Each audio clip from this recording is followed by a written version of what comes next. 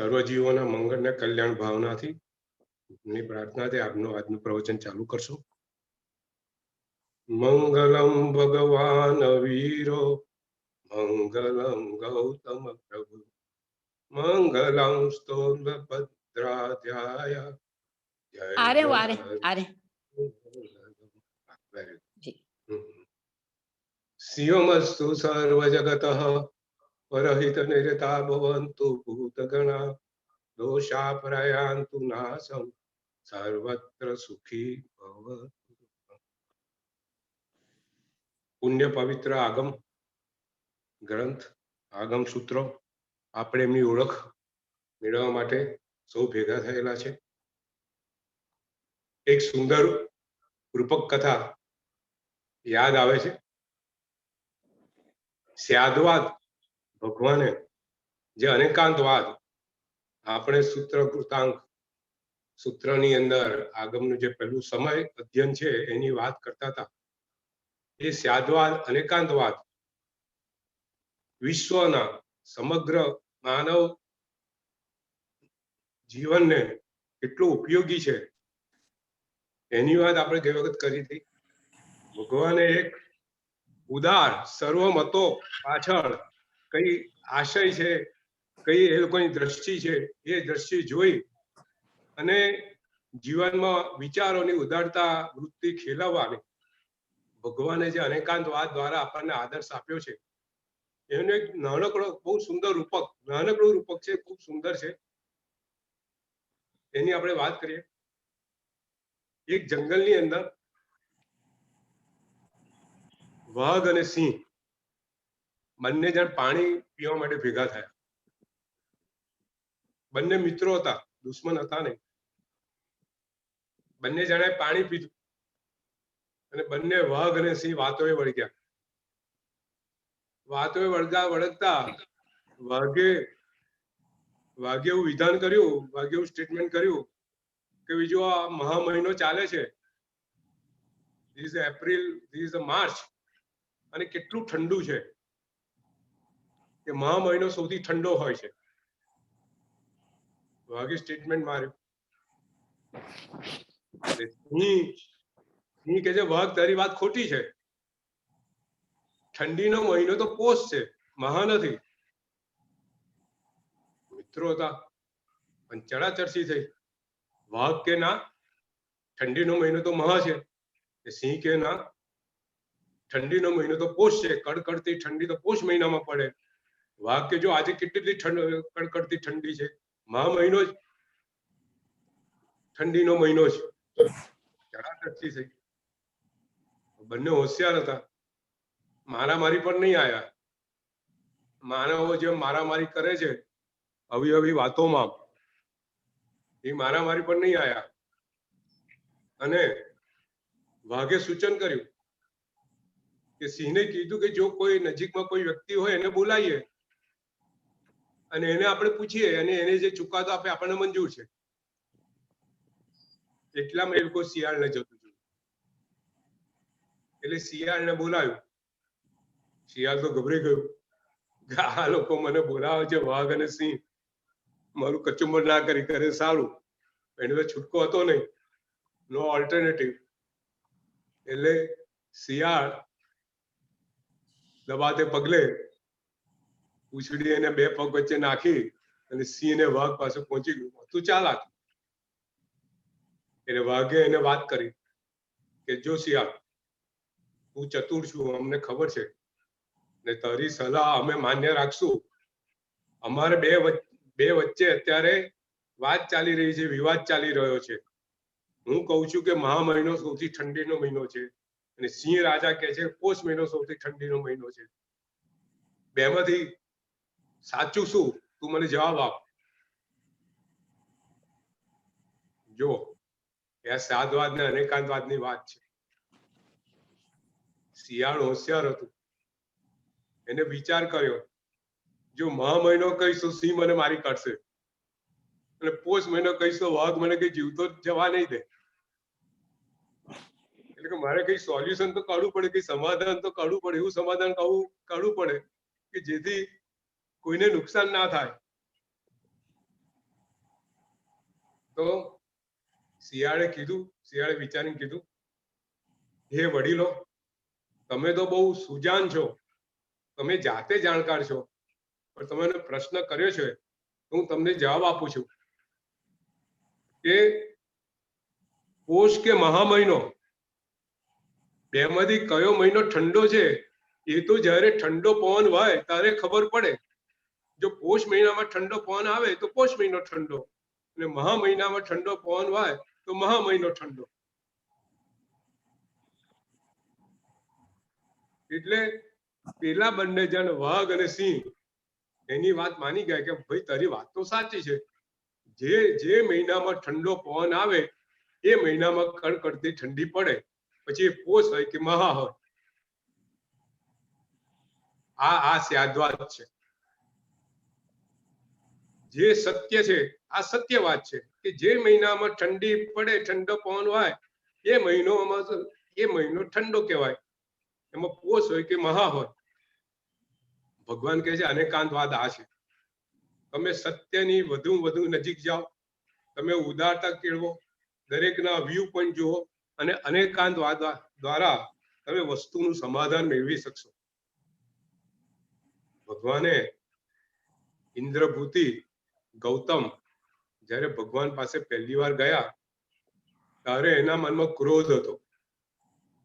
કેટલો ક્રોધ હતો કે આ કોઈ માયાવી પુરુષ લાગે છે, આટલો મોટો મેં યજ્ઞ કર્યો છે અને આ દેવો મારે ત્યાં આવવાને બદલે એને મેસમરાઇઝ કરી અને બધાને હિપ્નોટાઇઝ કરીને પોતાને ત્યાં બોલાવી દીધા છે, કોઈ માયાવી પુરુષ છે.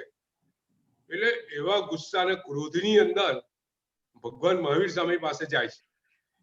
એને ચપટીમાં એને વાદમાં હરાવી દો, બધા આટલા બધા વાદ્યોને હરાયા છે તો આની તો શું હિસાબ. એવો વિચાર કરીને ગૌતમ સ્વામી ઇન્દ્રભૂતિ ગૌતમ મહાવીર સ્વામી સામે પહોંચે છે. એક બાજુ ઇન્દ્રભૂતિ ગૌતમ છે, ક્રોધમાં છે, અભિમાનમાં છે, મારી પાસે વેદ સૂત્રોનું જ્ઞાન છે અને આ તો અજાણ વ્યક્તિ છે, એને ચપટીમાં હરાવી દઈશ. પણ સ્યાદ્વાદ અનેકાંતવાદ આગળ ગૌતમ સ્વામી ઝૂકી જાય છે. ભગવાન મહાવીર એના વેદ વાક્યોને આધારે એના મનમાં જે શંકા હતી એનો સાચો અર્થ વેદ વાક્યોને આધારે આપી એના મનની બધી શંકાઓ નિર્મૂળ કરે છે. ઇન્દ્રભૂતિ ગૌતમનું મસ્તક ઝૂકી જાય છે. વિચાર કરે છે કે શું આ વ્યક્તિ છે, મહારાજ વેદ વાક્યો વડે મારા બધા સંશયને હણ્યા, ખરેખર મારું જીવન એમને સોંપી દો. અને ઇન્દ્રભૂતિ ગૌતમ ત્યાં ગૌતમ સ્વામી બની જાય છે. અનેકાંતવાદની આ મહત્તા છે. આપણા જીવનમાં અનેકાંતવાદ આવે પછી આપણે કોઈ બી ઘટના વખતે આપણે એની ક્રિયા પ્રતિક્રિયા એનું રિએક્શન સાવ જુદું હોય છે. જેને અનેકાંતવાદ ના હોય, એકાંતવાદ હોય, એનું રિએક્શન કેવું હોય, એ પોતાનો વાત પકડી રાખે, પોતાની વાતને પકડી રાખે, ત્યાં ઘર્ષણ થાય, ત્યાં સંઘર્ષ થાય, ત્યાં ગુસ્સો થાય, ત્યાં ક્રોધ આવે. જ્યારે અનેકાંતવાદ હોય એ માણસ વિચાર કરે કે આ જે વાત મૂકે છે એની પાછળનો આશય શું છે, કયા એંગલથી મૂકે છે, કઈ દ્રષ્ટિથી મૂકે છે, અને એના પર વિચાર કરી અને પોતે પોતાના સંભાવની અંદર, ઉપસંભાવની અંદર ખૂબ શાંત ચિત્તે એનું નિરાકરણ કરે. ભગવાને વિશ્વના મંગળ માટે 3 મુખ્ય સિદ્ધાંતો આપણને આપ્યા છે: અહિંસા, અપરિગ્રહ અને અનેકાંતવાદ. 3 સિદ્ધાંતો માનવ જીવનનું કલ્યાણ માટેના છે. એ અનેકાંતવાદ આપણે સૂત્ર કથાંગ જે બીજું આગમનું અંગ છે, બીજું આગમ સૂત્ર છે, એના પહેલા અધ્યયનની અંદર આપણે ગઈ વખત જોયું.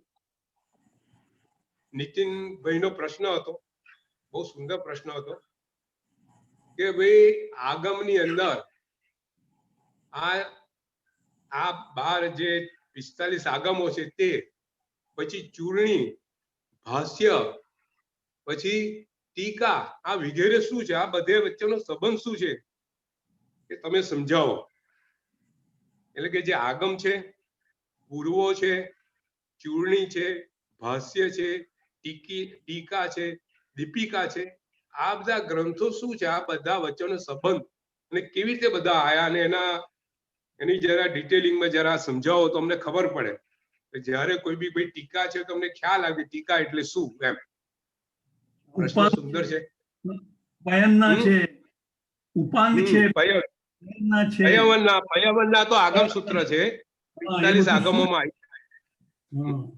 આપણે પૂર્વ પયવનના એ બધાની આપણે જરા સેજ આજે થોડી સમજ કેળવીએ, મૂળ સુધી જઈએ એના. તો જ્યારે ભગવંત તીર્થની સ્થાપના કરે છે, તીર્થની સ્થાપના કર્યા પછી ગણધર પદની સ્થાપના કરે છે અને ગણધરોની સ્થાપના કરે છે અને ગણધર ભગવંતો પરમાત્મા પાસે 3 પ્રદક્ષિણા કરી અને ત્રિપદી મેળવે છે. અહીંથી શરૂઆત થાય છે. જો ભગવાન પહેલા તીર્થની સ્થાપના કરે છે, તીર્થની સ્થાપના કરે છે, પછી એ તીર્થને આગળ વધારવા માટે ગણધરોની સ્થાપના કરે છે, ગણધરોને નિમે છે અને ગણધરો એ તીર્થ, એ જૈન શાસન વર્ષો સુધી ચાલે એના માટે સૂત્રો, જે ભગવાનનો જે માર્ગ છે એને સમજવા માટે ત્રિપદી મેળવે છે. અને આ ત્રિપદી મેળવ્યા પછી ભગવાન, આ ગણધર ભગવંતો સૌથી પહેલા પૂર્વ સૂત્રોની રચના કરે છે અને પૂર્વ કહેવાય છે. આ આપણે સમજી લઈએ. જે સૌથી પહેલા જે ગણધર ભગવંતો જેની રચના કરે છે એ જે સૂત્રો છે એ પૂર્વ કહેવાય છે. પૂર્વ એટલે પહેલા. ત્યાર પછી ગણધર ભગવંતો જેટલા અહીંયા 11 ભગવંતો પોતપોતાની આગમ સૂત્રો એટલે અંગોની રચના કરે છે. આપણે અંગ સૂત્ર કહીએ છીએ. એટલે 11 ગણધર ભગવંતો 11 અંગોની રચના કરે છે. હવે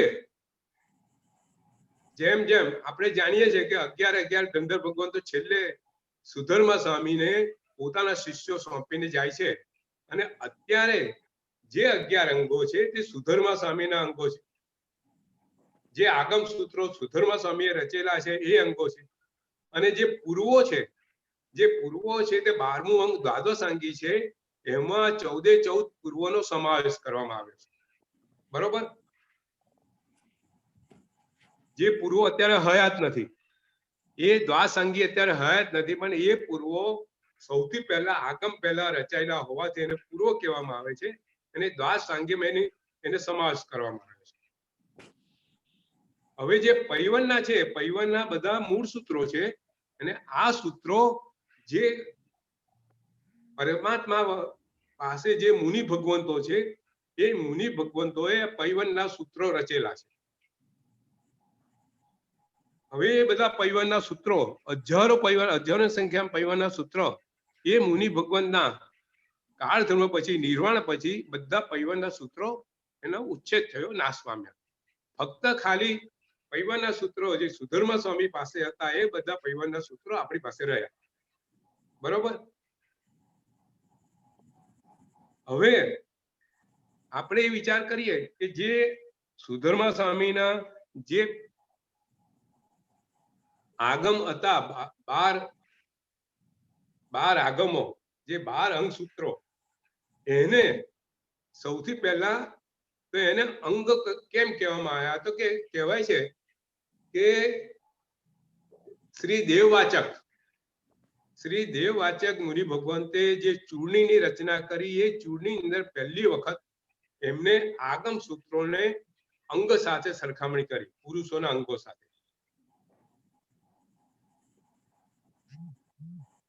અને એમને જે પહેલા જે પ્રથમ બે જે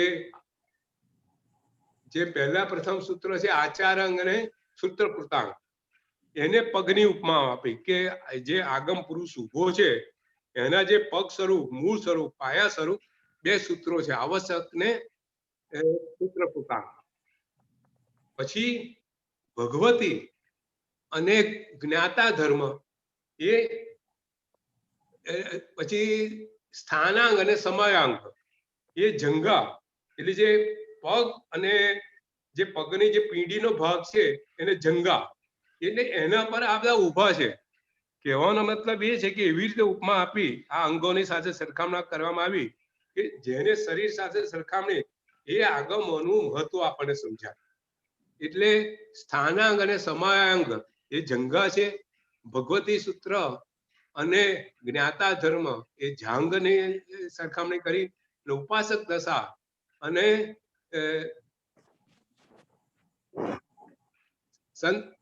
અંતકૃત દશા એને પીઠ અને ઉદર સાથે સરખામણી કરવામાં આવી. ત્યાર પછી અનુત્તર પાતિક ને પ્રશ્ન એને હાથની સાથે સરખામણી કરવામાં આવી. પછી વિપાક સૂત્ર ડોક સાથે અને દ્રષ્ટિવાર એ મસ્તક 12મું અંગ એ મસ્તક સાથે સરખામણી કરવામાં આવી. એટલે આ 12 અંગો થયા. અને ઉપાંગો જે છે તે અંગોને વધારે ઓળખાણ આપે કે હસ્ત તો કર્યો તો આંગળીઓ ઉપાંગ હતી. એટલે જે 12 ઉપાંગ છે તે 12 અંગનું વધારે વિસ્તૃત વર્ણન કરવામાં આવે છે. બરાબર છે. અને પૈવનના એટલે પ્રકીર્ણ એમાં જે કઈ ઉમેરો કરવા જેવો લાગ્યો એ બધું પૈવનના સૂત્ર. બરાબર છે. અને ચુલિકા એટલે એને સમજાવવા માટે જે સૂત્રો છે એ ચુલિકા અને છે સૂત્રો એટલે આમાં કરવા જેવું શું છે, ન કરવા જેવું ક્યારે, ન કરવા જેવું કરવું પડે એ બધું છે સૂત્રોમાં સમજાવવામાં આવ્યું. એ છે સૂત્રો. અને આ રીતે એને પુરુષોના અંગ સાથે પહેલી વખત સરખામણી કરવામાં આવી. એટલે આ જે 45 આગમ છે એ બધા મૂળ સૂત્રો કહેવાય છે. આ વસ્તુ સમજી લઈએ. જે 45 આગમો છે એને મૂળ સૂત્રો કહેવાય. બરાબર છે. ત્યાર પછી નિર્યુક્તિ. જો આપણે ત્યાં મૂળ સૂત્રો નિર્યુક્તિ, ભાષ્ય, ચૂર્ણ અને ટીકા આ પાંચે પાંચ છે ને એને પંચાંગી કહેવાય છે. શું કહેવાય છે? પંચાંગી. પંચાંગી એટલે મૂળ સૂત્ર, પછી નિર્યુક્તિ, ભાષ્ય, ચૂર્ણી અને ટીકા. બરાબર છે. હવે આ જે નિર્યુક્તિ છે એ નિર્યુક્તિનું આચાર્ય ભદ્રબહુ સ્વામીએ નિર્યુક્તિની રચના કરી છે. નિર્યુક્તિ એના માટે રચના કરી કે જે આગમ સૂત્રો હતા એ આગમ સૂત્રોને બીજા સૂત્રો સાથેનું એમને કનેક્શન સમજાવ્યું. રેફરન્સીસ કે ભાઈ ધારો કે પહેલું જે આચારણ સૂત્ર છે એની જે કોઈ વાત છે તે બીજા આગમ સૂત્ર સાથે કેવી રીતે કનેક્ટેડ છે, એને બંનેનો એની પાછળનો આશય શું છે એવું કરીને નિર્યુક્તિની અંદર વધુ સમજ પડે આગમ સૂત્રોની એના માટે નિર્યુક્તિની રચના કરવામાં આવી. આજે છે ને ભદ્રબહુ સામે એ રચેલું આવશ્યક નિર્યુક્તિ આજે પણ હયાત છે.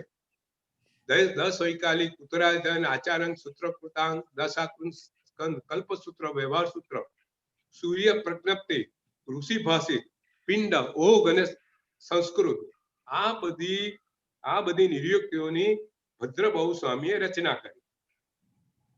એમાંથી મોટા ભાગની નિર્યુક્તિ અત્યારે હયાત છે. એમાં આવશ્યક નિર્યુક્તિ આજે બહુ મહાન ગ્રંથ કહેવામાં આવે છે કે એની અંદર આ અવસરપીણી કાળની અંદર ભગવાન ઋષભદેવથી માંડી ને ભગવાન મહાવીર સ્વામી સુધીના જેટલા તીર્થંકર થયા, જેટલા ગણધર થયા, એમના માતા પિતા, એમનું જીવન ચરિત્ર બધું આવશ્યક નિર્યુક્તિની અંદર બધું સમાવેશ કરવામાં આવ્યું છે. એટલે આ ના હોત તો આપણી પાસે આ જ્ઞાન ના હોત.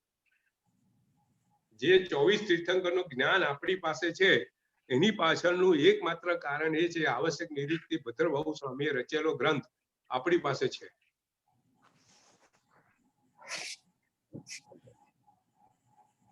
બરોબર છે. એટલે સૂત્ર પછી નિર્યુક્તિ, નિર્યુક્તિ પછી ચૂર્ણી. ચૂર્ણી એટલે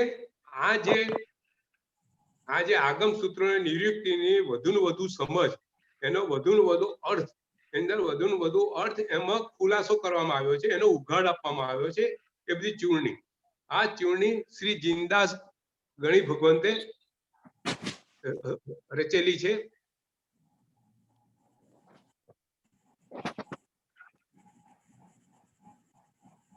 જે ભાષ્યો છે એ ભાષ્યો આ બધા છે ને વધુ ને વધુ અર્થ, જેમ સમય જતો જાય, ધારો કે 200 વર્ષ થયા તો સમય બદલાયો, તો એ તે લોકોને વધુ ખ્યાલ આવે એ સમય પ્રમાણે એ રીતે આ પૂર્વધર પુરુષોએ આ ભાષ્યોની ચૂંટણીની રચના કરી છે.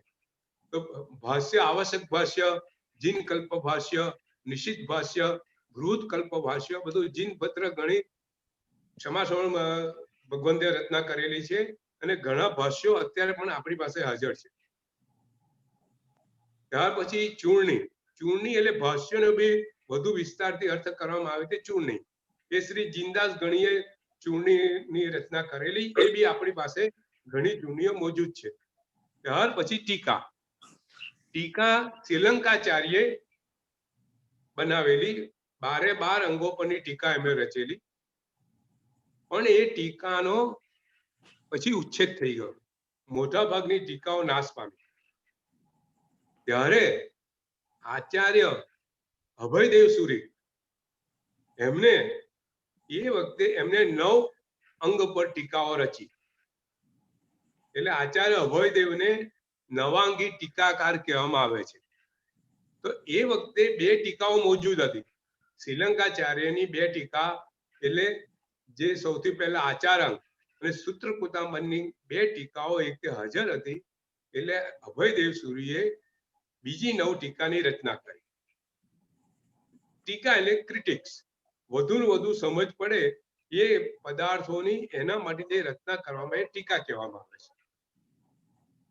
આચાર્ય અભયદેવ સુરી નું જીવન, આજે જે કઈ આપણી પાસે જે નોલેજ છે, આગમ સૂત્રોના જે અર્થો આપણે જે સમજીએ છીએ, એટલે ગુરુ ભગવંતો પાસે છે, એનું એકમાત્ર કારણ આ અભયદેવ સુરી મહારાજ સાહેબની ટીકાઓ છે.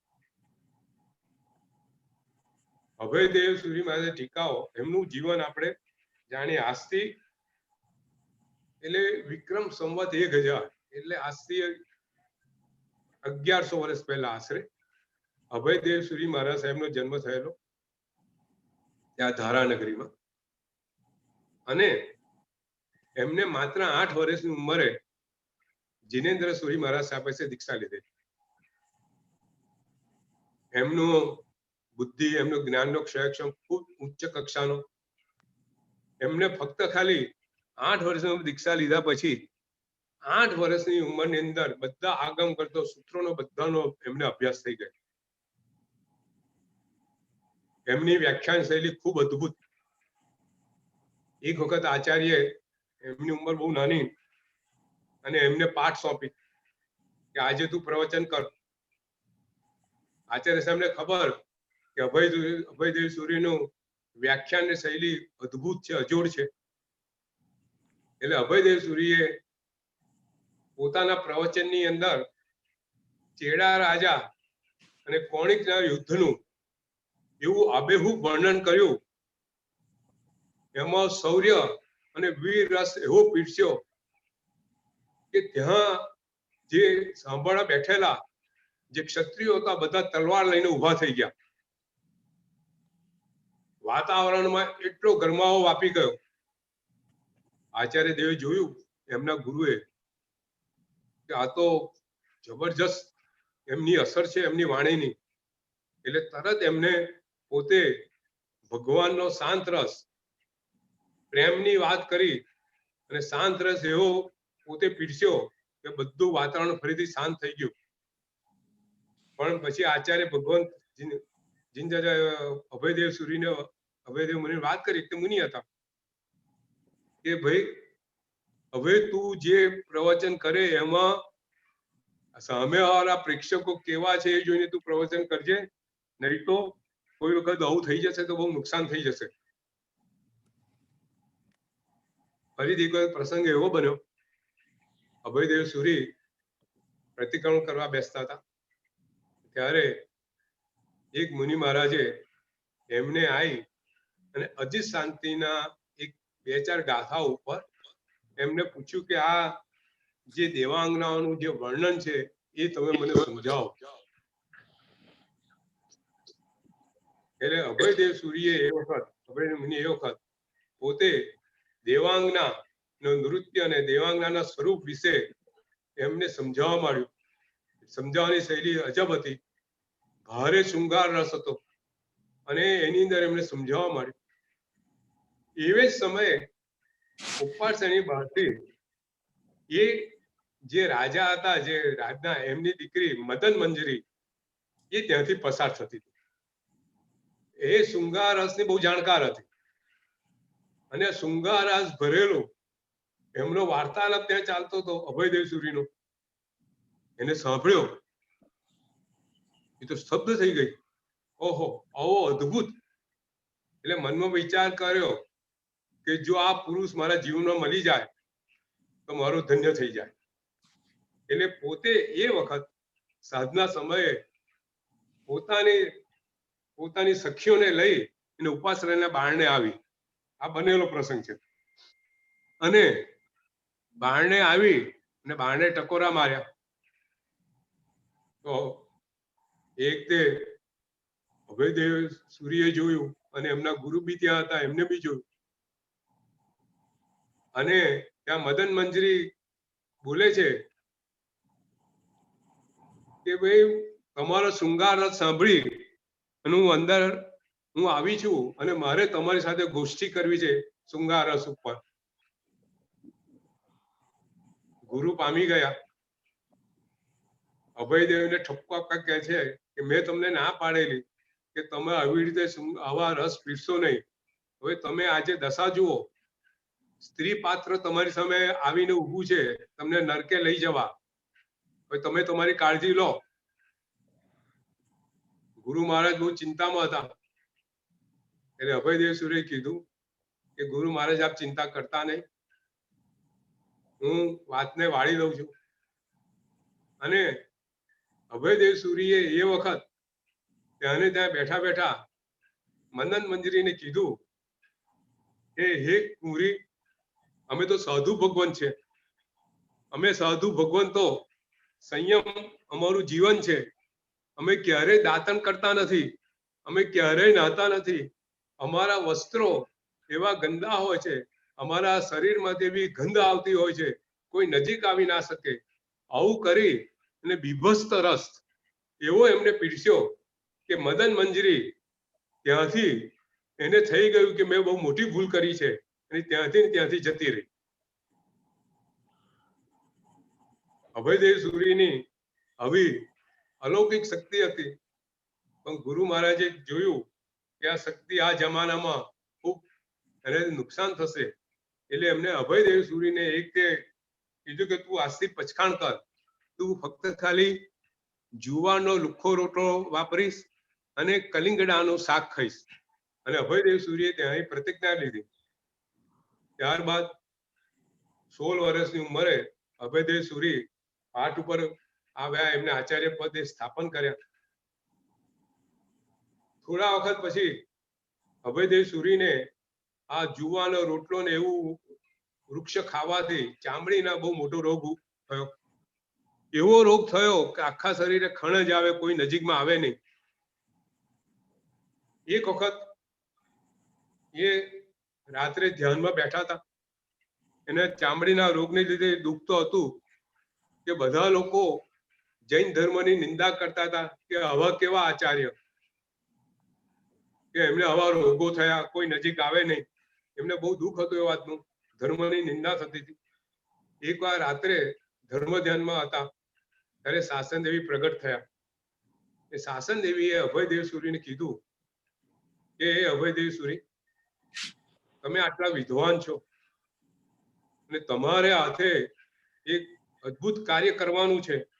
અભયદેવ બોલો દેવી, કયું કાર્ય કરવાનું?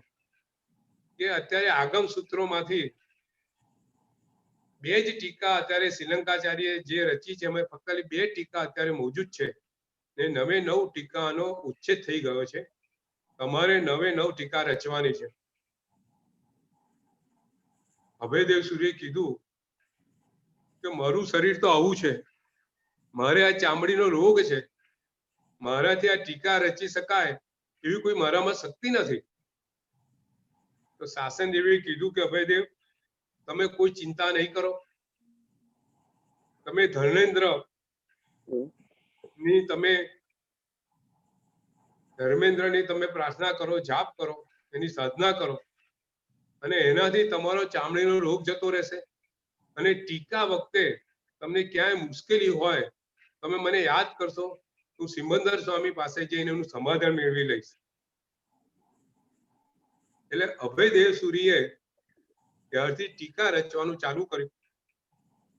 એકવાર રાતની અંદર એ સૂતા હતા ત્યારે એમને સપનું આવ્યું કે એક નાગ આવી અને એમનું આખું શરીર ચાટી રહ્યો છે.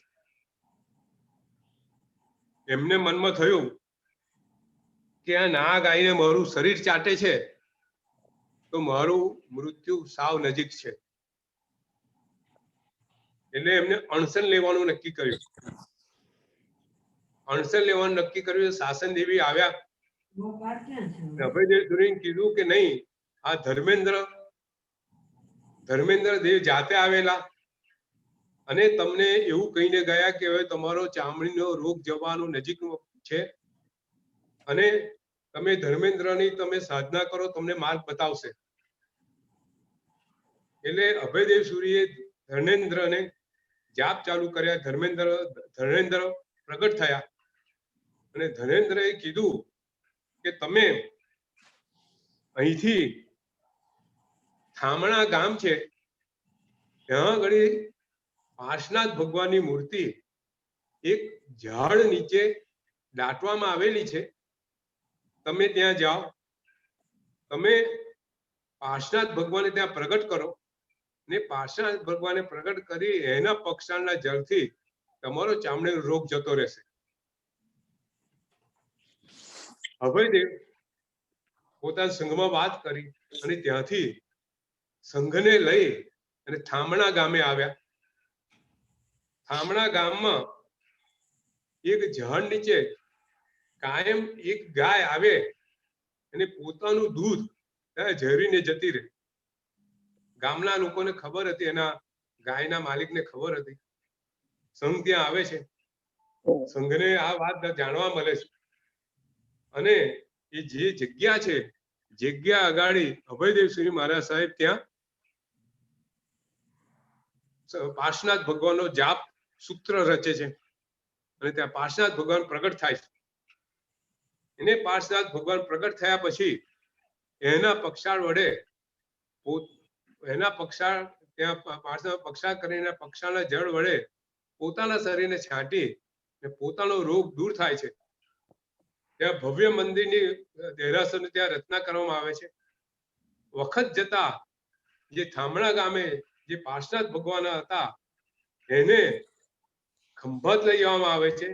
એ સ્તંભન પાર્શનાથ જે છે અત્યારે એ જ આ થામણામાં જે સ્તંભન પાર્શનાથ હતા એ જ આ સ્તંભન પાર્શનાથ, જ્યાં અભયદેવ સૂરી મહારાજ સાહેબે 9 અંગની ટીકા એમની સામે રચના કરવામાં આવે. જે 9 ટીકાઓ માંની ઘણી ટીકાઓ અત્યારે આપણી પાસે મોજૂદ છે.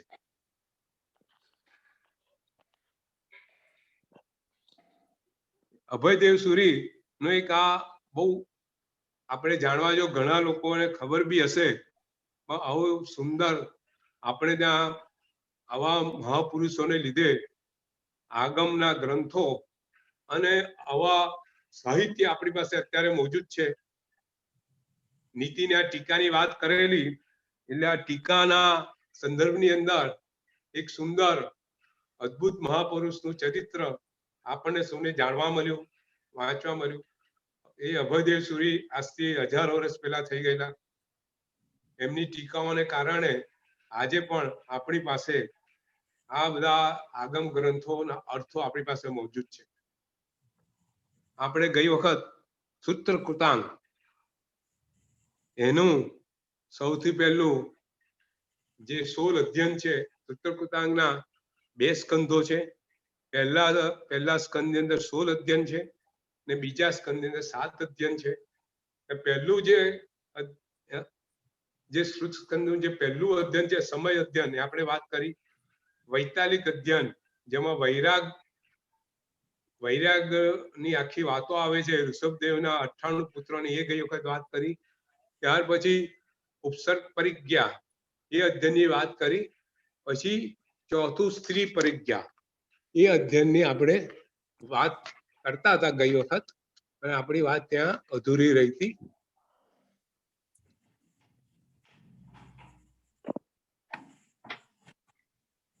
આપણે આજે સ્ત્રી પરિજ્ઞાની પર થોડી વધુ વાત કરશું. સ્ત્રી પરિજ્ઞામાં સાધુ જીવનમાં સ્ત્રીઓથી કેમ દૂર રહેવું એની તમામ વાતો સ્ત્રી પરિજ્ઞામાં આપેલી છે. એમાં લખવામાં આવ્યું છે, હે સાધુ, તું સ્ત્રીઓથી દૂર રહેજે, કારણ કે સ્ત્રીઓના હાવભાવ, એમની મુદ્રા, એમનો પહેરવેશ, આ બધું તારા સંયમ જીવનને ભ્રષ્ટ કરવા વાળું છે. ખૂબ ખૂબ સુંદર વાત કરેલી છે. એ કહે છે કે સાધુ, તારું જે મન છે તે મીણના બનાવેલા ઘડા જેવું છે, મીણના પૂતળા જેવું છે. મીણના પૂતળાને જો અગ્નિની નજીક લાવવામાં આવે તો મીણ ઓગળી જાય.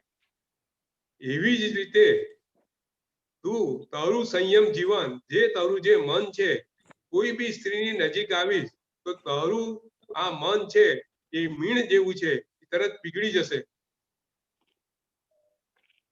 આજે આપણને ખબર છે, આજે સ્ત્રીઓનો ઉપયોગ, જે જાસૂસીમાં છે ને સ્ત્રીઓનો ઉપયોગ કરવામાં આવે છે, આપણને બધાને ખબર છે કે સ્ત્રીઓથી મોટા મોટા કામો, સ્ત્રીઓના રૂપ વડે, એના હાવભાવ વડે, એના વડે મોટા મોટા કામો આજે રાજકારણીઓ, દેશો બધા કરતા હોય છે. આજે આપણે ત્યાં સ્ત્રીઓને પહેરવેશ બધા માટે કેમ વાત કરવામાં આવેલી છે કે માત્ર સ્ત્રીઓના પહેરવેશથી, સ્ત્રીઓના હાવભાવથી સામેવાળા પુરુષ નું મન, એનો જે કામ છે એ જાગૃત થાય છે. મીનાબેન, આ હકીકત છે ને. આજે સ્ત્રીઓના પહેરવેશ એવા હોય છે કે પુરુષોને એને જોતા જ એના મનની અંદર કામ વૃત્તિ જાગૃત થાય છે. એટલે કામ વૃત્તિને જાગૃત થવા માટે આ સ્ત્રીઓનો પહેરવેશ નિમિત્ત બને છે, જવાબદાર બને છે. એટલા માટે આપણે ત્યાં સ્ત્રીઓનો પહેરવેશ કેવો છે એ બતાવવામાં, કેવો હોવો જોઈએ બતાવવામાં આવેલું છે. હું તમને કહું, એક અહીંયા બહુ મોટી ડાયમંડની, કદાચ વિશ્વમાં પહેલા બીજા નંબરની ડાયમંડની કંપની જૈન કુટુંબ છે. એ કુટુંબની જે વહુઓ છે ને, એ પહેરવેશ કેવો પહેરે છે ખબર છે? સાડી તો હોય, સાડી જ પહેરે, બીજો કઈ ડ્રેસ વેસ પહેરે નહીં, સાડી જ પહેરે. અને સાડી એમનો જે બ્લાઉઝ છે ને તે ચણિયાની નીચે સુધીનો હોય, અને જે બોય હોય ને એ હાથથી થોડી ઉપર સુધીની હોય, કોણિયા બોય આપણે જૂનામાં કહેતા હતા. એના પર સાડી હોય, એટલે શરીરનો કોઈ બી ભાગ એમને દેખાય નહીં. પુરુષોને શરીરના બધા ભાગ એવી રીતે ઢંકાયેલા હોય કે પુરુષને જોતા એના પ્રત્યે માન થાય. મને હજુ બી યાદ આવે છે ઘણી વખત કે અમે નાના હતા, અમારા જે વડીલો હતા, અમારા જે એ લોકોના પહેરવેશ, જે માતા, જે બહેનો છે, બધા સાડીઓ પહેરતા હતા. બધા સાડીઓ પહેરે ને એમના પહેરવેશ જોતા ક્યારે પુરુષોના મનમાં કોઈ બીજો વિચાર આવે નહીં. બધા સંયુક્ત કુટુંબમાં રહે તો બધાના પહેરવેશ, એમની બોલાચાલી, એનું વર્તણૂક એવું હોવું જોઈએ કે ક્યાંય એકબીજા પ્રત્યેની એવા કામના વિષયો ઊભા ના થાય અને સંયુક્ત કુટુંબ તૂટી ના પડે. આ બધી આમન્યા આપણે ત્યાં જળવાતી હતી. આજે આ બધું છે ને ભૂસાઈ ગયું છે. આજે તો પરિસ્થિતિ એટલી ખરાબ છે કે દિલ્હીની અંદર આ પ્રસંગ બનેલો છે, જ્યારે સાહેબસિંહ મુખ્યમંત્રી હતા અને દિલ્હીની અંદર એક છોકરી ઉપર રેપ થયેલો. એટલે પછી એના પર થોડી તપાસ કરવામાં આવી કે એ છોકરી સ્કૂલમાં જતી હતી અને એવા કપડા પહેરતી હતી કે છોકરાઓ એને જોઈને ઉશ્કેરાય. એટલે સાહેબસિંહે પોતે સ્કૂલની અંદર ત્યાં દિલ્હીમાં નિયમ પાડ્યો કે કોઈ બી છોકરીએ અડધી ચડ્ડી પહેરીને આવવું નહીં. જો આ બનેલી વાત છે. તો શું બન્યું ખબર છે? બધી સ્ત્રીઓએ એનો વિરોધ કર્યો. આખા દિલ્હીમાં એનો વિરોધ થયો કે તમે અમારી સ્વતંત્રતા છીનવી લો છો. અને મુખ્યમંત્રી તરીકે સાહેબસિંહને બીજું પદ ગુમાવવું પડ્યું, બીજી વારનું. આજે આપણા સમાજની આ પરિસ્થિતિ છે.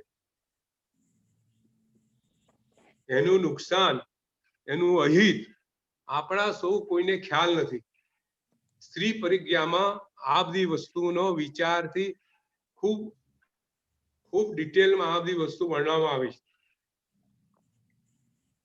કોઈ વખત બીજો એક પ્રસંગ છે સિંહ ગુફાવાસીનો, આપણે કોઈ વાત કરશું, ઘણી આગળ વાત નીકળી જાય છે. ત્યાર પછી 5મું છે નરક વિભક્તિ અધ્યયન. કોઈ પ્રશ્ન કરી શકો છો? આ વસ્તુ આપણે ત્યાં લખેલી છે, સમાજના હિતની વાત છે. અને આજે લોકો જે વસ્તુ સમજે છે બધા ખૂબ સારી રીતે એનું પાલન કરે છે. મીનાબેન, સંતોષબેન, હું આપણો અભિપ્રાય માંગુ છું. और जानकारी बात है, बहुत अच्छा लग रहा है, नहीं जानकारी मिल रही है. પહેલાના લોકો જે પ્રમાણે ડ્રેસ કપડા પહેરતા હતા અહીંયા બહુ ઘણું અલગ થઈ ગયું છે હવે. માગો બોલા એવું નથી રહ્યું. મીનાબેન, દુઃખની વાત એ છે કે તમે ઘરમાં નથી બોલી શકતા. પણ બોલો, તમે માનો કે ના માનો, અમે લોકો ઇન્ડિયા જઈએ ને તો અમે લોકો ગામડાના લાગીએ છીએ. વિચાર કરો, ખરેખર સાચી વાત છે. અને અહીં બી એવું વાતાવરણ છે. ત્યાંના લોકો એટલા ફેશનેબલ ને સાચી વાત છે. બધું હું તમને કહું, હવે અમેરિકા કે ઇન્ડિયામાં આવો કોઈ ભેદ રહ્યો નથી. તમે ઘરમાં બી નથી બોલી શકતા. તમારું નસીબ માનું કે તમારા ઘરની અંદર સ્ત્રીઓ કે છોકરીઓ વ્યવસ્થિત કપડા પહેરે. બરોબર છે. એટલે સ્ત્રી પરિજ્ઞા આવી તો મેં વિચાર કર્યો કે આ વસ્તુ શું છે. ભગવાને આગમ સૂત્રની અંદર સ્ત્રીઓના પહેરવેશ, એમના બોધ, એમને કેવી રીતે ઉભા રહેવું, કેવી રીતે બેસવું, સાધુ ભગવંતો સ્ત્રીઓથી કેમ, તમે જો અભયદેવ સુરીનો પ્રસંગ તો એમ જ આવી ગયો ને આપણે ત્યાં. સાચી વાત છે. આ તો આ વાત નીકળીને અભયદેવ સુરીનો પ્રસંગ આપણી સામે છે કે મદન મંજરી ખાલી શૃંગાર રસની વાત સમિતિ આવીને ઉભી રહી અને એના ગુરુએ કીધું છે કે જો નરક, તમારે નરકાવાસ આવીને ઉભો છે. એના ગુરુએ અભયદેવ સુરીને એવું કીધું. મારો પોતાનો પ્રસંગ કહું, ખાલી 2 મિનિટમાં કહું, મારો પોતાનો પ્રસંગ. संतोष जी सुनते हो? सुन रही हूँ बहन. 1991 में मैं मेरे बहन महाराज साहब के पास अवरगंडी की ब्रांड न्यू साड़ी पहन के गई थी. अवरगंडी पहले के जमाने में बहुत फैशन थी. हाँ, बिल्कुल बिल्कुल. पिनले का अवरगंडी तो बेस्ट था. हाँ, तो वो पता है वो थोड़ी पीछे से लाइक 1/2 इंच ऊपर हो जाती है, नहीं हुई तो भी. महाराज साहब ने मेरे इतनी ऐसी खाली कमेंट की, मैं बिल्कुल खराब नहीं बोला. उस दिन से आज दिन मैंने वो कपड़े, अवरगंडी के कपड़े मैं कभी नहीं पहनती हूँ. मतलब अपने को होना चाहिए कि महाराज साहब जो बोलते हैं अपने लिए बोलते हैं और तहत्ती तभी ही होना चाहिए. सचमुच में नहीं पहनती हूँ, नहीं पहनने. और आज है ना गुजरात में थोड़ा सा मुझे क्या लगता है कि देरासर में जाते हैं ना तो लेडीज का सिर खाली गर्भद्वार के अंदर पूजा के टाइम ढका रहता है, अदरवाइज बिल्कुल नीचे होता है. अच्छी अच्छी बड़ी बुजुर्ग लेडीज का जो, और इवन व्याख्यान में बैठे रहते हैं तो आचार्य महाराज सब भी आज अपने गुरु भगवान की तीर्थंकर की जगह हमें उपदेश दे रहे हैं तो उनकी सब बहनों के सिर उगाड़े रहते हैं. आचार्य कलापन सूरी जी तो इतने अगेंस्ट है चीज के कि सिर ढके बिना कैसे लेडीज आ जाती है देरासर में. आज समझ में. और देखो हमारे लिए भगवान ने ऐसा धर्म दिया है और हम देखो बहनें बहुत धर्म करती है, ऐसी ना नहीं है. तप इतना हाँ। करती है, इतना स्वाध्याय कर सक, लेकिन पहरवेश क्या है हम्म, मेरे दिल में नहीं। देखो मैं मेरे दिल की बात बताऊं, हाँ। मेरे दिल में ये बात समझ में नहीं आती है कि ऐसा वस्त्र पहन के वो क्या क्या खुद को क्या क्या बताना चाहती है। चाहती हूँ, क्या बताना चाहती हूँ? सही कह रहे हो आप, बिल्कुल सही कह रहे हो। उसका लग्न भी हो गए हैं, हाँ बिल्कुल फिर बिल्कुल। क्यों? हाँ देखो एक एक प्रसंग मुझको याद आ रहा है, पालीताना में हुआ था। वो आचार्य भोन मारू महाराज साहिब की जीवन कथा में ये प्रसंग आया है। वो आंख को खोल देने वाला है।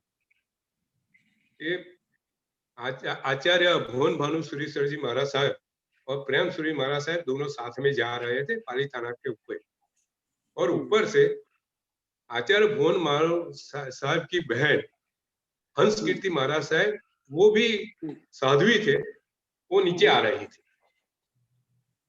प्रेम सूरी महाराज साहब थोड़ी दूर थे, तो भोन भानु महाराज साहब ने पोतानी खुद की बहन है, साध्वी है, उसको देखा, कितने दिन के बाद मिले हैं, तो उसने वहां खड़े रह के बात करना चालू किया। ये प्रसंग मैंने पढ़ा है गुरु जी, मैंने भी पढ़ा है, मैंने किताबें में, बिल्कुल बिल्कुल। हाँ। बहुत डांट दिया उनको कि अकेले क्यों बात कर रहे थे। प्रेम सूरी महाराज ने वो देखा, हाँ और उसने प्रेम सूरी महाराज ने भुवन भरी महाराज साहब को पास में बुलाया हाँ और उसको डांटा हाँ कि तुमको पता है तुम्हारी बहन है, ये है हाँ। जो पूरे समाज को सबको पता है तुम्हारी बहन है, हाँ नहीं पता है, नहीं पता, सबको तुम नहीं पता। यहाँ खड़े रह के ऐसे साधु के साथ कैसे बात कर सकते हो?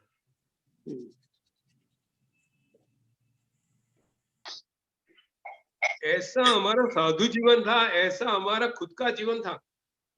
बिल्कुल बिल्कुल सही। मैं बताऊं, मैं कभी मेरी बहन के साथ पिक्चर देखने के लिए नहीं जाता था। मैं छोटा था, कॉलेज में था, पिक्चर देखने के लिए जाता था, लेकिन मैंने कभी मेरे बहन के साथ मैं पिक्चर देखने के लिए नहीं गया अभी तक। कितनी बड़ी बात बताई आपने, बहुत अच्छी बात बताई। पिक्चर देखते समय तुम्हारे मन में क्या क्या विचार आते हैं, और तुम्हारी बहन के साथ बैठ के नहीं। तो मैंने वहां पिक्चर कभी बहन के साथ पिक्चर देखने के लिए नहीं जाने का। तो ये सब आचार हमारे जीवन में ऐसे भगवान के बताए मार्ग पे सब आचार थे। अभी हम आगे बढ़ते हैं। मुझको लगा कि टॉपिक बहुत हमको टच कर रहा है। टाइम के हिसाब से ये टॉपिक वाकई में सोचने जैसा बात है, बिल्कुल सही कह रहे हैं आप। अभी 5वां है नरक विभक्ति। नरक विभक्ति में जो 7 नरक है, उसमें जीव को कैसे प्रकार के दुख आते हैं उसका संपूर्ण विवरण है, बहुत बड़ा विवरण है, हम यहाँ आगे नहीं लेंगे। जो पहली 3 नरक है उसमें परमाधामी जो दुख पहुंचाते हैं, और 4 जो नरक है उसमें क्षेत्र का दुख होता है, वो सब बात अंदर है, हम आगे बात नहीं करेंगे उसकी। और जो 6ठा अध्ययन है वीर स्तुति है। वीर स्तुति में वीर भगवान का जो जीवन है, वीर भगवान के जो गुण है, जो उसके साधना काल में जो गुण सबने देखे, वो गुणों का अद्भुत वर्णन है। भगवान के धीरता का गुणों का, क्षमा के गुणों का, भगवान की तपस्या का अद्भुत वर्णन वो आगम में लिखा है। बाद में है कुशील परिभाषित, जो 7वां अध्ययन है उसका नाम है कुशील परिभाषित। कुशील परिभाषित में जो 6 काय जो जीव है, जो स्थावर काय, तरस काय, एकेंद्रिय, बेंद्रिय, जो 6 काय के जीव है, उसकी जीव का नाश कैसे होता है, अग्नि, पानी, और उससे ये जीव का नाश कैसे होता है उसका बहुत डिटेल में वर्णन है। और उसका कहने के बाद देखो मैं आपको समझाऊं, जो ये आगम सूत्र है ना, उसमें जो जो समझाते हैं उसके पीछे एक रहस्य और है। मैं जैसे समझाऊं कि जो स्त्री परिज्ञा है, हमने स्त्रियों की बात की, तो उसके पीछे एक रहस्य और है। ये रहस्य ऐसा है कि जो अन्य जो देव है, देखो शिव है, उसके साथ पार्वती है, बराबर है, कृष्ण के साथ राधा है, विष्णु के साथ लक्ष्मी है, शिव के साथ पार्वती है। तो ये कहने का मतलब ये है कि यहाँ भगवान ये और अपने मुनि भगवान ये उसके आगम द्वारा, ये सूत्र द्वारा ये कहना चाहते हैं कि जो और देव है वो स्त्रियों के रागी है, वो स्त्रियों के साथ है, वो कभी आपको मोक्ष मार्ग दिखा नहीं सकते।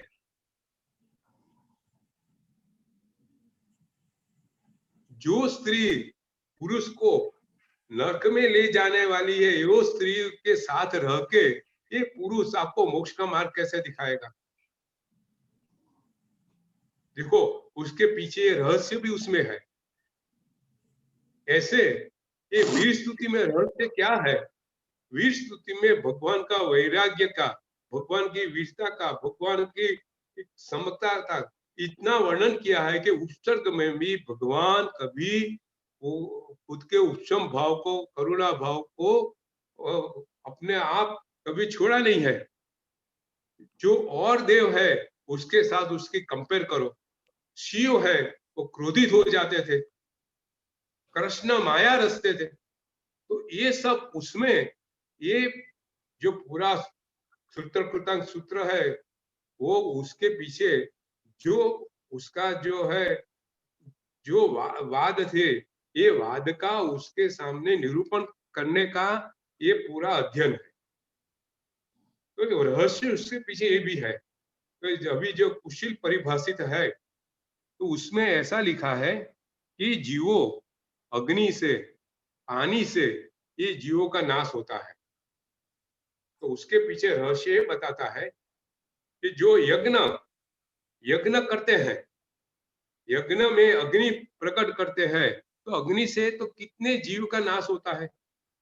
उसमें आप वनस्पति को डालते हैं तो वनस्पति जीव की हत्या होती है। तो ऐसे यज्ञ करने से कभी आपको मोक्ष मिलने वाला नहीं है। ये तो पाप का कारण है, ये कभी सुख का कारण नहीं हो सकता है।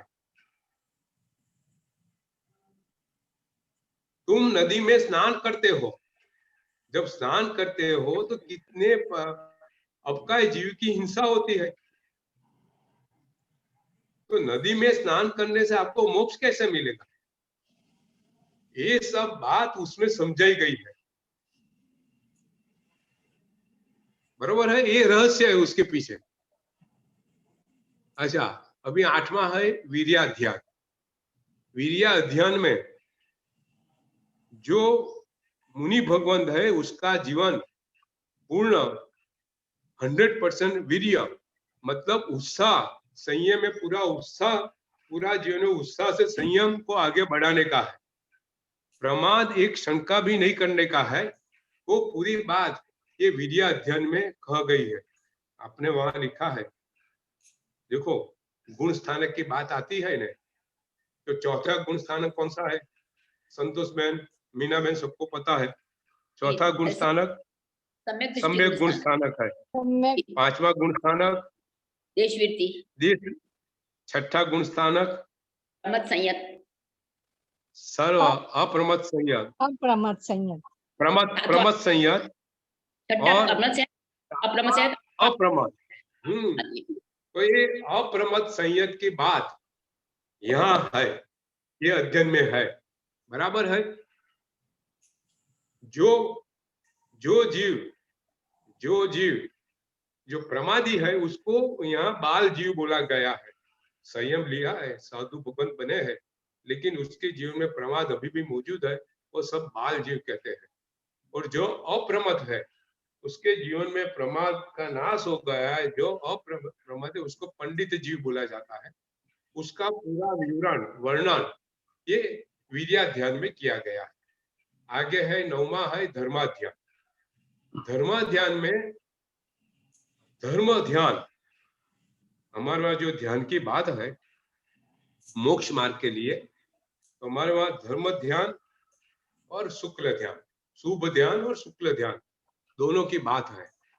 तो यहाँ शुक्ल ध्यान, धर्म ध्यान क्या है, समाधि क्या है, मोक्ष क्या है, धर्म का स्वरूप क्या है, और धर्म के स्वरूप में मुनि भगवंतों को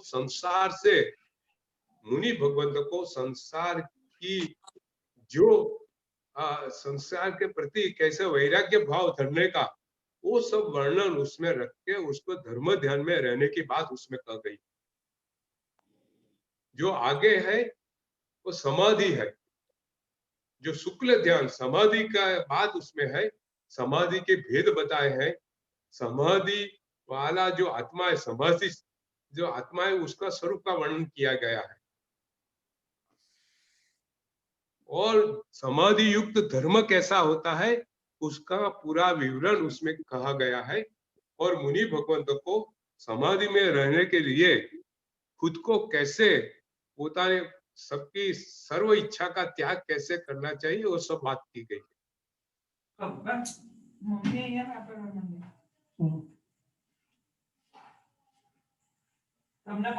देखो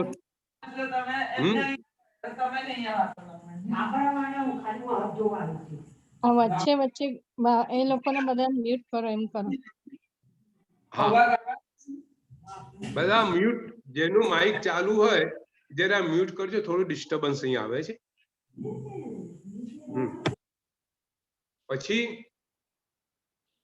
પછીનું છે 11મો, એનું નામ છે માર્ગાધ્ય.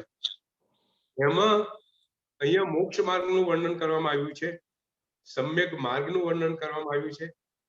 મોક્ષ માર્ગ એટલે સમ્યક માર્ગ કયો છે, મિથ્યા માર્ગ કયો છે, કુમાર્ગ કયો છે, સન્માર્ગ કયો છે, એ બધા જીવન આપણા કયા માર્ગે સન્માર્ગ, એ બધાનું વર્ણન આની અંદર ખૂબ ડિટેલમાં વર્ણન કરવામાં આવ્યું છે.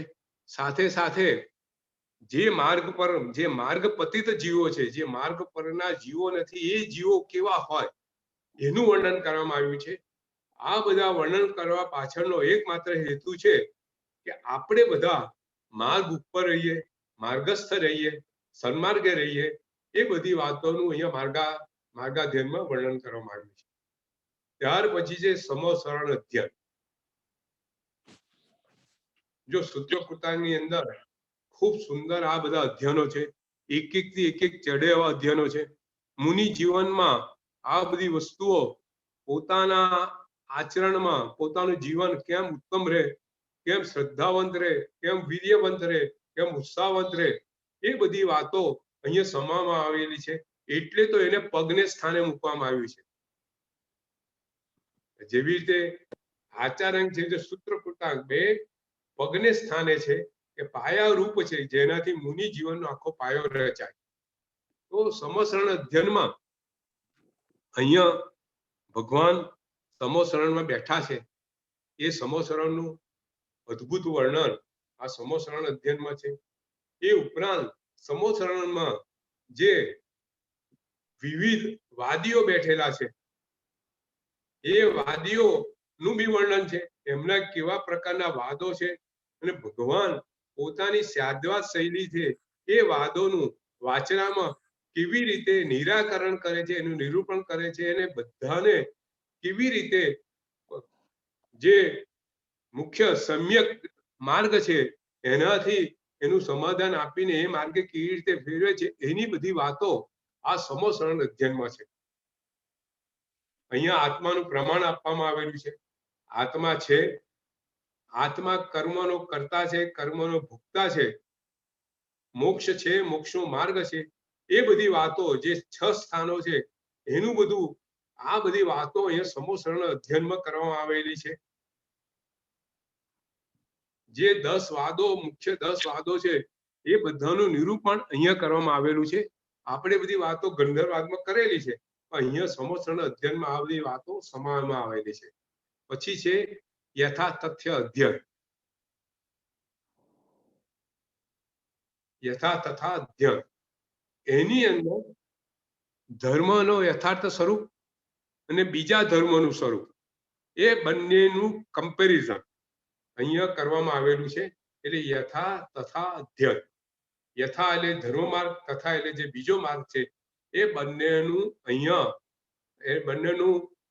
સમાજ રચના કરવામાં આવેલી છે. એ બધાનું વર્ણન કરવામાં આવેલું છે. એટલે 14મું અધ્યયન છે ગ્રંથ અધ્યયન.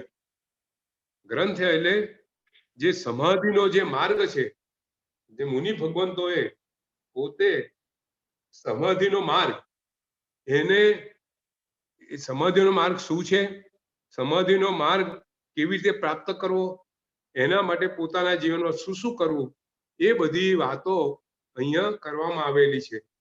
ત્યાર પછી છે આદાનીય અધ્યયન.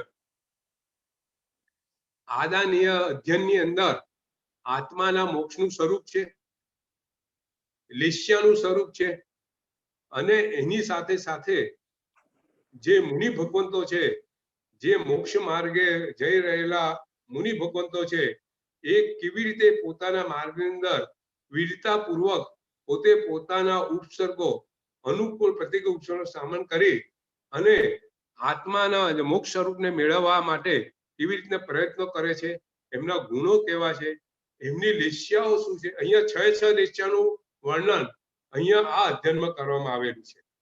આપણે ફરીથી એક વખત 6 લેશ્યા શું છે એને આપણે લઈશું એક વખત. 6 લેશ્યાનું આજના વૈજ્ઞાનિક સ્વરૂપ કેવું રીતનું છે એનું બી આપણે વર્ણન કરશું.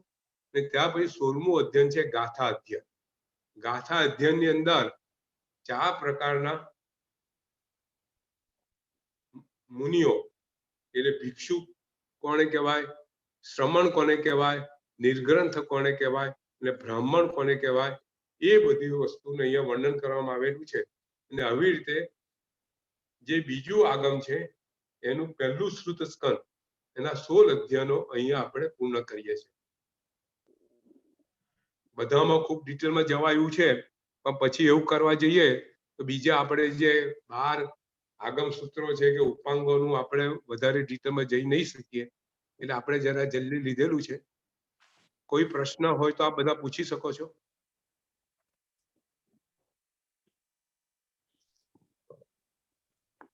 बहुत अच्छा समझाते हैं आप, बहुत ही अच्छा से शॉर्ट में भी है पर बहुत इतना डिटेल लगता है हमें, तो वो भी बहुत अच्छा समझा रहा है. बहुत नहीं, ये भगवान की वाणी है, आगम में मौजूद है. हमको देखो ये प्रश्न आया कि आगम समझाओ, तो मुझको सब पता नहीं था, लेकिन जैसे जैसे उसको मैं पढ़ता गया, बहुत देखो कितना डिटेल में दिया है, क्या क्या दिया है. और देखो ये पूरा आगम सूत्र मुनि भगवंत के लिए है, लेकिन हमारे जीवन में भी कितना वो रखता है, मायना रखता है, वो भी बात है.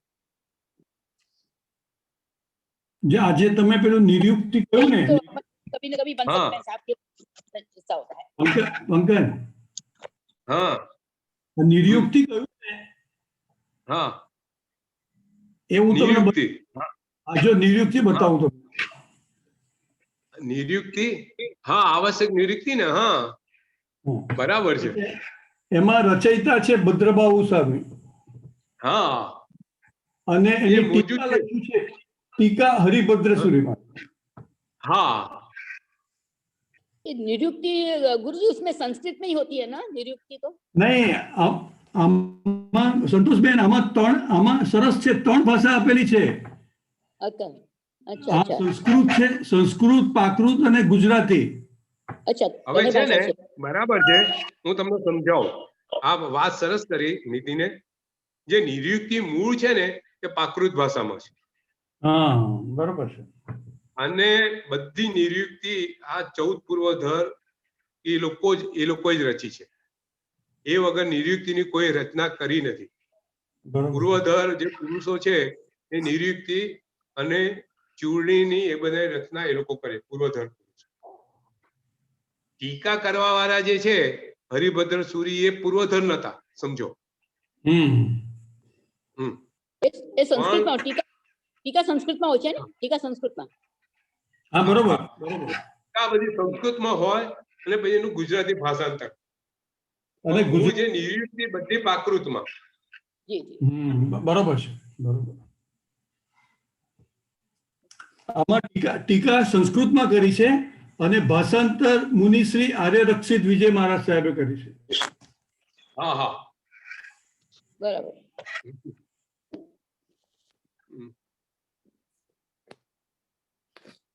સરસ.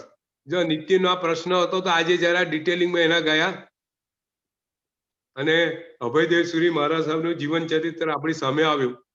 મને લાગે છે અભયદેવ સુરી મહારાજ જીવન ચરિત્ર બહુ જાણીતું નથી.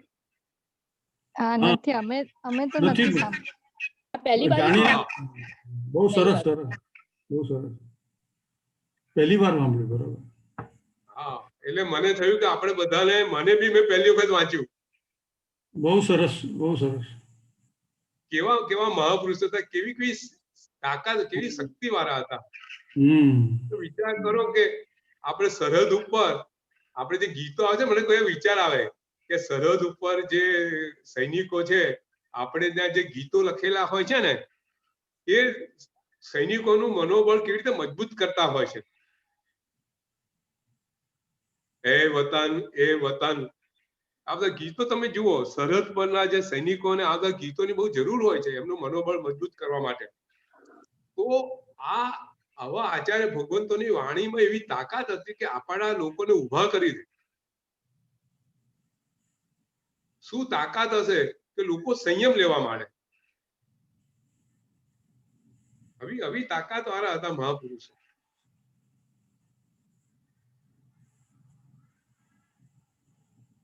બરોબર છે. કોઈ પ્રશ્ન? नहीं, अभी तो नहीं. હા હા,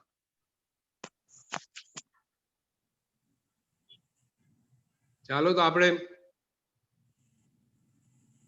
નવકાર મંત્ર ગણી અને આપણે વિદાય લઈએ. નમો હરિહંતાણમ, નમો સિદ્ધાણમ, નમો આયરાણમ, નમો વજ્જાયણમ, નમો લોહે સપસાહુનમ, એસો પંચ નમકારો સર્વભાવ પરમં ભવૈ મંગલમ. જય જિનેન્દ્ર. સાતામાં રહેજો. प्रणाम. साता में जो अंकल जी जय जिनेन्द्र. જય જિનેન્દ્ર. अरे जो બેન બહુ સરસ.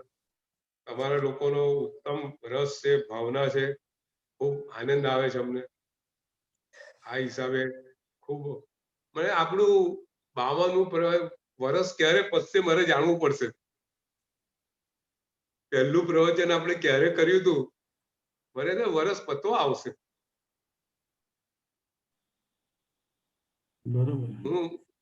હું જાણી લઈશ પહેલું પ્રવચન ક્યારે હતું કે પતી ગયું હશે, બહુ ખ્યાલ નથી. મારી પાસે રેકોર્ડ હશે, હું જાણી લઈશ ત્યારે પહેલું હતું. ચૈતલ પાસે હશે.